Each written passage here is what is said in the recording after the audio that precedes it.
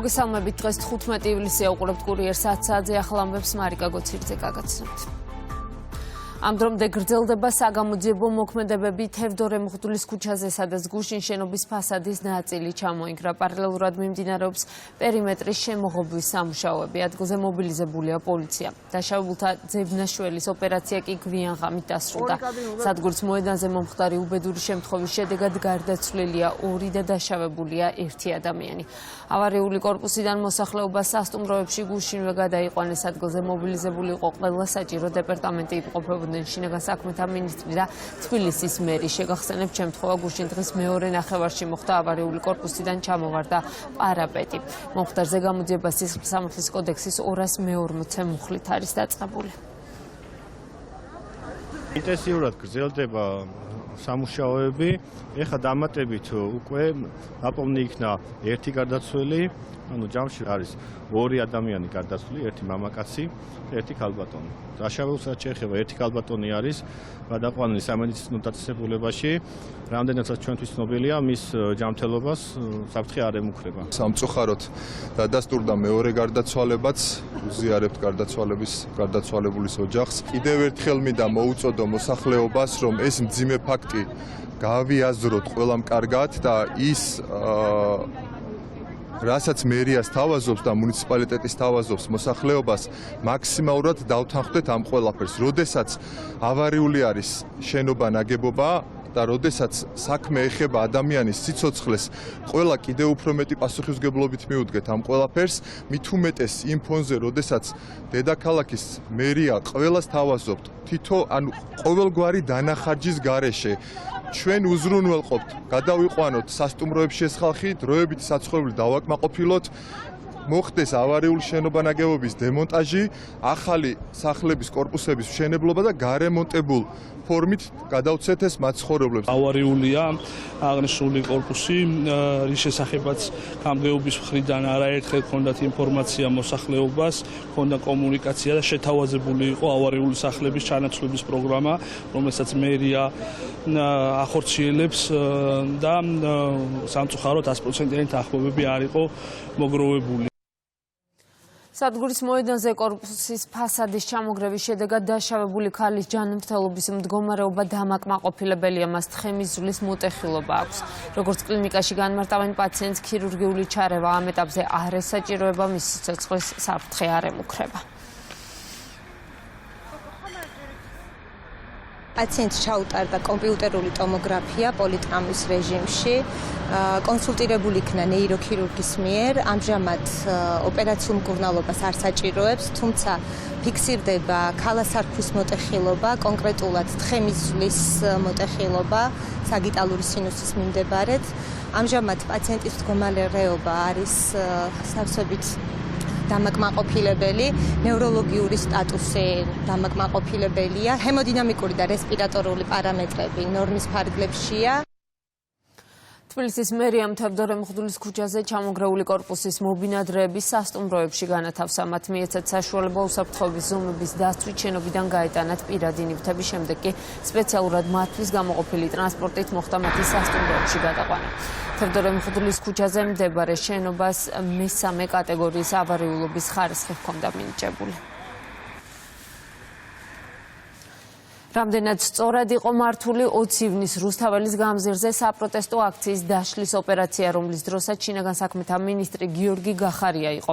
გახარიას გუნდში ამბობენ, რომ გამოძიების 6 წლის შემდეგ დაწყება აბსურდული და აზრს მოკლებულია. უმრავლესობაში კი აცხადებენ, რომ სტრასბურგის სასამართლოს გადაწყვეტილება ობიექტურად ასახავს 20 ივნის მოვლენებს და ხელისუფლება სტრასბურგის სასამართლოს კითხვებს საგამოძიებო ექსპერიმენტით პასუხობს. ევროპულმა სასამართლომ დაადგინა, რომ 20 ივნისის ღამეს არ დარღვეულა შეკრება მანიფესტაციის შესახებ კანონი, რადგან აქცია აგრესიული ხასიათი მიიღო, თუმცა კითხვები გაჩნდა ძალის გამოყენების პროპორციულობასთან დაკავშირებით. სრულიად აბსურდული გამოძიება დაანონსეს ახლა, ფაქტიურად 6 წლის შემდეგ გამომძიებლები გაუშვეს რუსთაველის გამზირზე იმისთვის, რომ ნივთმტკიცებები იპოვონ.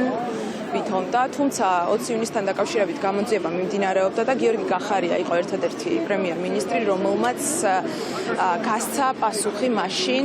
აქედან გამომდინარე, რა თქმა უნდა, მას დასამალი არაფერი არ აქვს და ნებისმიერ შეკითხვას ცალსახად გასცემს და ისაუბრებს, რა თქმა უნდა, სიმართლეს. იქ იყო შენიშვნა და დამატებით გამოძიებას თხოვდა სახელმწიფოს იმასთან დაკავშირებით, რომ კონკრეტული ეს, ასე ვთქვათ, აქციის დაშლის პროცესი რამდენად, ასე ვთქვათ, რელევანტურად იყო დაგეგმილი და ძალის გამოყენების კომპონენტი რამდენად რელევანტური იყო. ამიტომ აქ მთლიანობაში საქართველოს კანონმდებლობა და საქართველოს, ასე ვთქვათ, პრაქტიკა დადებითად არის და სტანდარტი შესაბამისობაშია შეფასებული. საუბარი იყო კონკრეტულად აი ამ ეპიზოდის გარშემო დამატებითი გამოძიების ჩატარებაზე, რაც დღეს ხორციელდება პროკურატურის მიერ. გიორგი ბაჩიაშვილის ცემის ფაქტს ღამის კურიერის პირდაპირ ეთერში გამოეხმაურა პარლამენტის ფრაქცია ქართული ოცნების თავმჯდომარის პირველი მოადგილე ირაკლი კერცხალია. მის შეფასებით თანაინვესტირების ფონდის ყოფილი ხელმძღვანელი მოსახლეობის შეცდომაში შეყვანას ფაქტების გაყალბებით ცდილობს. კერცხალია ამბობს, რომ პენტენციური სამსახურის ოფიციალურ განცხადებაში ეჭვის შეტანის არავითარი საფუძველი არ არსებობს. სპეციალურმა პენტენციურმა სამსახურმა გიორგი ბაჩიაშვილთან დაკავშირებით განცხადება გუშინ გაავრცელა. არ გვაქვს არანაირი, ისე ვთქვათ, საფუძველი, რომ ეჭვი შევიტანოთ პენიტენციური სამსახური. ერთს გეტყვით, რომ მასამარტო საკანში ბაჩიაშვილი არც ერთი დღე არ ყოფილა. ბაჩიაშვილი არის მსჯავრდებული თაღლითობას და არის თაღლითი, ჩვეულებრივი თაღლითი. ეხლა თაღლითი რას იტყვის? მეც წავიკითხე, როგორც თქვენ წაიკითხეთ პენიტენციური, მეტი რა უნდა დაამატო, რაც არის განმარტებული პენიტენციური სამსახური. გამოდის ეხლა ბაჩიაშვილი, რომელიც საუბრობდა რაღაც მომიტაცეს, რაღაც ჩამომაცვეს, რაღაც ავიდნენ რაღაც მომელანდა, სადღაც გვირაბით გავძვედი, მე იქი და თაღლითის უბრალოდ ღიმილის მომგვრელი ხა თაღლით სამარტო საკანში ხო იჯდა და ვიღაცამ გაუგო კარი შეუშვეს ცემეს და ანუ თაღლითის განცხადებაზე, თაღლითის განცხადებაზე და კიდევ ერთხელ არჩევენ საფუძვლიანი ეჭვები, რომ პირდაპირ იყო დამფინანსებელი იმ დესტრუქციული აქციების, როდესაც გარეთ იმყოფება, რომელიც მიმდინარეობდა ქუჩაში. აი ეს არის მათი სახეა, ბაჩიაშვილი არის კოლექტიური ნაცმოძრაობის სახე. ორი დღე ვადის ამოწურვამდე არჩევნებში მონაწილეობისა და რიგითი ნომრის მოთხოვნის მიზნით პოლიტიკური გაერთიანების წარმომადგენლებმა ცესკოში განცხადება 17 ივლისამდე უნდა შეიტანონ. შეცვლიან თუ არა გადაწყვეტილებას პარტიები მალე გაირკვევა, მანამდე კი შექმნილ პოლიტიკურ ალიანსს მათი ოპონენტები აფასებენ. ოპოზიციის ნაწილი ამ ნაბიჯს აკრიტიკებს და განაგრძობს ბოიკოტს. ქართული ოცნება კი კონკურენტების გამარჯვებას სკეპტიკურად უყურებს. მათი შეფასებით ოპოზიცია გარემოვლენებზეა დამოკიდებული და რეალურ კონკურენციას გაურბის. არანაირ მოლაპარაკებებს აზრი არ აქვს, იმიტომ რომ ჩვენი პოზიცია არის ცალსახად. ჩვენ რუსულ სპეცოპერაციაში მონაწილეობას არ ვიღებთ და თუ ისინი იღებენ ამ რუსულ სპეცოპერაციაში მონაწილეობას, შედეგებზეც ისინი იქნებიან პასუხისმგებელი. როგორც წინა არჩევნებზე, აქაც სამი პარტია მონაწილეობს არჩევნებში და მთავარია ხალხმა ეს დაინახოს. ჯერ კიდევ ადრე ერთი წლის და უფრო ადრეც მოუწოდებდით სწრაფ პოლიტიკურ ქორწინებას ამ წყვილს და გვიხარია, რომ მართალია დაგვიანებით, მაგრამ ეს მაინც შედგა. არაფერს მომცემი ალიანსი, არაფერს მომცემი ერთობა, იმიტომ რომ შედეგობრივად ის ვერაფერს სასიკეთოს ამ რადიკალური ძალებისთვის ვერ მოიტანს, მაგრამ ეს კიდევ კარგად აჩვენებს იმ ცდილობას ქვეყნის ფარგლებს გარედან აქ ინსცენირება მოახდინონ თითქოს და შუაშისტური ძალების გამოყოფის. გახარიებს და ნაცმოძრაობას 4 მუნიციპალიტეტში აქვთ არაჩვეულებრივი ერთობა და პოლიტიკური ქორწინება, ლელო და ხაზარაძე ჯაფარიძე ნაცმოძრაობის ყოფილი ბანკირები და ჯიბეები, რომ დღეს ვერაფრით ვერ იქნება ნაცმოძრაობიდან გამიჯნული, ეს ძალიან კარგად იცის საზოგადოება.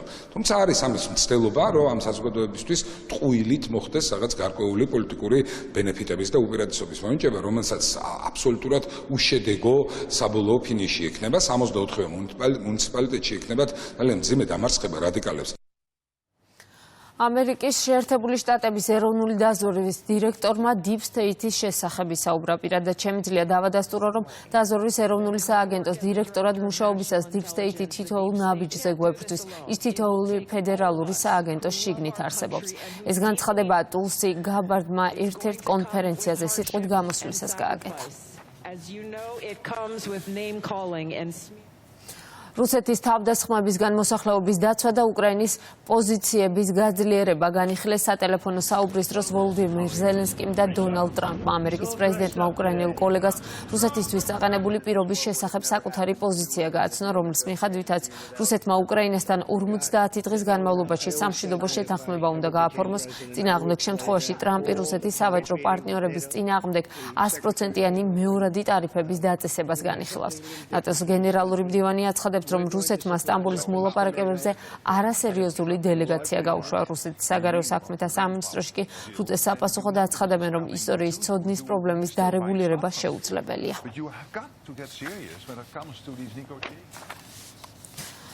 უკვე მესამე დღეა სამართალდამცველებსა და დემონსტრანტებს შორის შეტაკებებია ესპანეთის ქალაქ ტორე პაჩეკოში. პოლიცია რეზინის წყვილებს იყენებს და ქალაქის ქუჩებში შეკრებილების დაშლას ცდილობს. დაკავებულია 10 მოქალაქე. არეულობის მიზეზი კი იმიგრანტების ადგილობრივ პენსიონერზე თავდასხმა გახდა.